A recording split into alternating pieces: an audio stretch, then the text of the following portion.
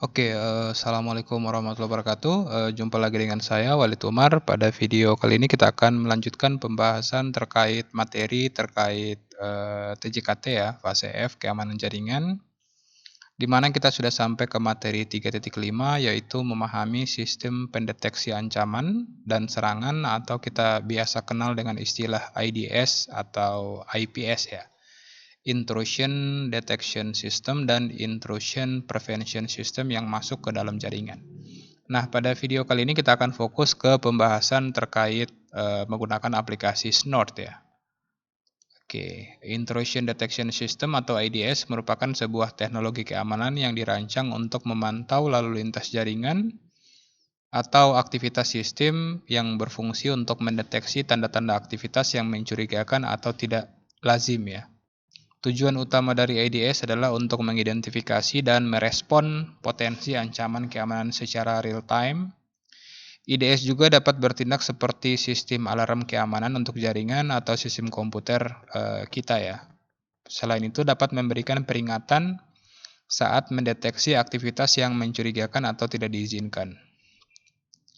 Selanjutnya di dalam dunia IDS ya, terdapat dua tipe intrusion detection system. Yang pertama IDS berbasis jaringan dan IDS berbasis host ya. Kalau kita bisa definisikan IDS berbasis jaringan ya atau kita kenal dengan NIDS itu memantau lalu lintas jaringan dan mencari pola dan fingerprint dari serangan yang sudah dikenal ya berdasarkan rule yang sudah tercatat. NIDS dapat ditempatkan pada titik-titik strategis dalam jaringan untuk memeriksa paket-paket yang lewat dan dapat mendeteksi anomali serta pola serangan yang sudah dikenal sebelumnya.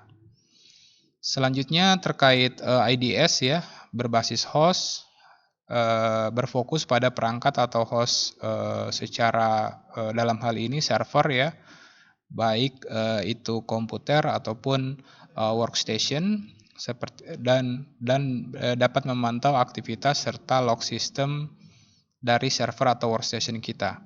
Hal ini dapat berguna untuk mengidentifikasi aktivitas yang mencurigakan pada sistem yang sedang digunakan atau yang sedang diakses. Selanjutnya kita akan mengenal ya atau belajar terkait IPS, teknologi keamanan yang memonitor lalu lintas jaringan atau aktivitas sistem dengan tujuan untuk mengidentifikasi dan mencegah aktivitas yang mencurigakan ya.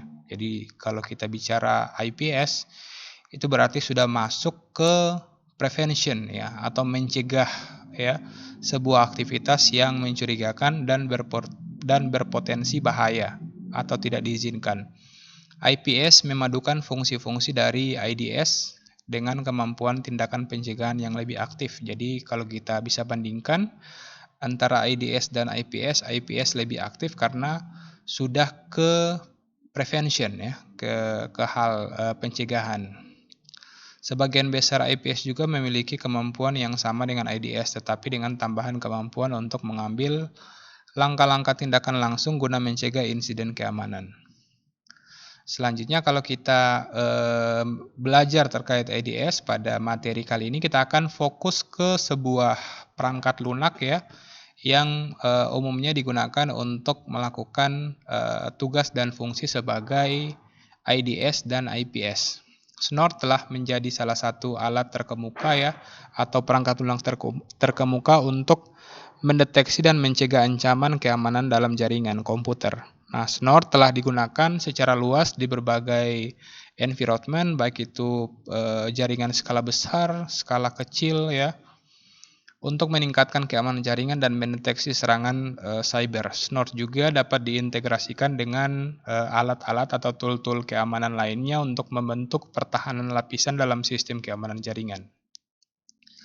Selanjutnya, Snort memiliki 3 mode operasi ya. Kalau kita belajar lebih jauh terkait Snort, yang pertama adalah paket sniffing, mengumpulkan dan menampilkan lalu lintas jaringan seperti yang dilakukan oleh Wireshark. Yang kedua, paket logging, ya, mengumpulkan dan mencatat lalu lintas jaringan ke dalam sebuah file log ya. Selanjutnya, network intrusion detection, yaitu menganalisis paket dan mencocokkan lalu lintas dengan profil filter yang sudah kita buat ya. Selanjutnya, Snort juga mendeteksi lalu lintas atau serangan berbahaya dengan memanfaatkan pencocokan pola berdasarkan rule yang sudah kita tambahkan ya pada Snort itu sendiri. Jadi ketika aktif, Snort akan menangkap paket, melakukan penyesuaian kembali, menganalisa dan menentukan tindakan yang perlu dilakukan terhadap paket berdasarkan aturan yang telah ditentukan sebelumnya.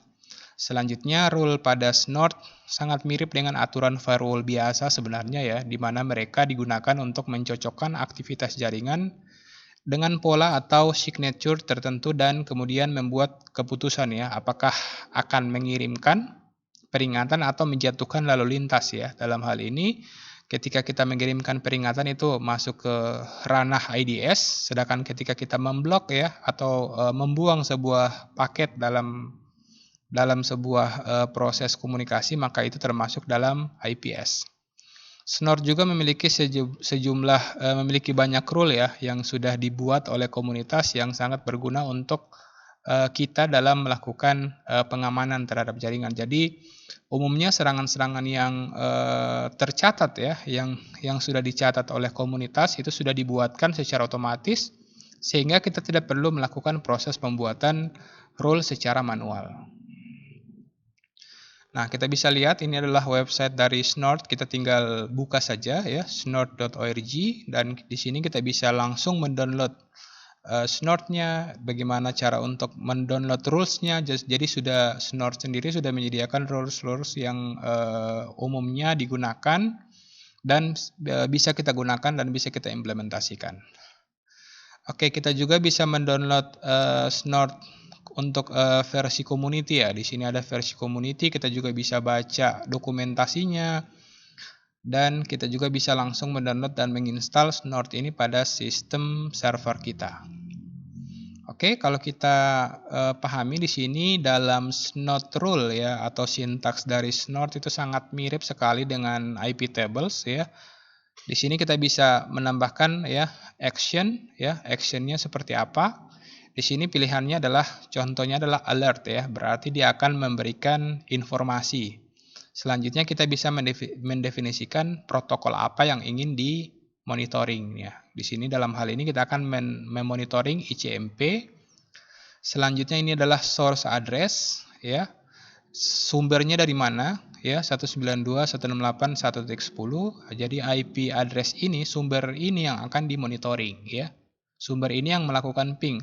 Source portnya kita buat any, dan ini adalah direction, berarti yang akan keluar ya. Yang akan keluar ke internet. Jadi ketika klien yang menggunakan IP address 1.10 akan melakukan ping ke mana saja ya, ke port mana saja, maka akan ada informasi yang akan ditampilkan atau message yang akan ditampilkan bahwa ada ICMP attempt attack ya, seperti itu kira-kira. Dan selanjutnya kita bisa memberikan ID Snort-nya ya. Di sini adalah ID Snort-nya. ID di sini harus unik ya antara role yang satu dengan role yang lain. Jadi rule ini kita bisa bagi ke dalam dua kategori. Ada rule header ya, aturannya, dan disinilah rule option ya. Ketika ini cocok, ini match ya, maka akan dilakukan apa seperti itu. Actionnya seperti apa. Jadi ini artinya si Snort akan menginformasikan ke kita ketika klien 1.10 akan melakukan ping ke mana saja ya. Karena di sini statusnya any. Ping ke IP address yang sama atau ping ke internet atau ping ke host yang lain itu akan diinformasikan. Sederhananya seperti itu ya untuk Snort rule. Nanti kita sama-sama akan mempraktekkan bagaimana membuat sebuah rule ya menggunakan Snort. Selanjutnya kalau kita bagaimana cara kerja Snort ya, kalau kita bisa lihat di sini ada sedikit ya. Jadi network infrastruktur Snort akan melakukan capture paket ya. Selanjutnya paket yang sudah di capture tersebut akan dimasuk ke Snort plugin ya. Snort plugin and packet decoding dan Snort detection and engine and rule set. Selanjutnya setelah masuk ke ini dia akan menggenerate alarm berdasarkan log yang sudah kita buat tadi. Selanjutnya, alarm yang sudah ditampilkan ya, alert yang sudah ditampilkan itu akan disimpan ke dalam log analisis. Seperti itu. Oke, selanjutnya implementasi snort ya, biasanya seperti ini. Kalau IPS itu wajib berada di antara bisa saja berada di depan firewall atau di belakang firewall ya. Jadi best practice-nya seperti ini. Di belakang sini ada DMZ demilitarized zone, di mana paket yang masuk keluar ke server itu harus masuk melalui IPS-nya dulu ya, masuk ke snort dulu. Sedangkan IDS itu tidak harus berada tepat di belakang firewall. Jadi IDS itu bisa berada di dalam network yang sama ya, antara firewall, server, dan switch ya. Seperti inilah best practice-nya.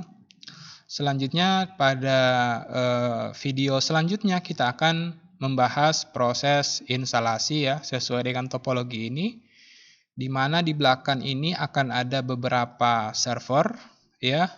Di depan server itu akan ada sebuah host ya yang akan kita konfigurasi menggunakan Ubuntu, dan kita akan install snort-nya itu di network 100.0.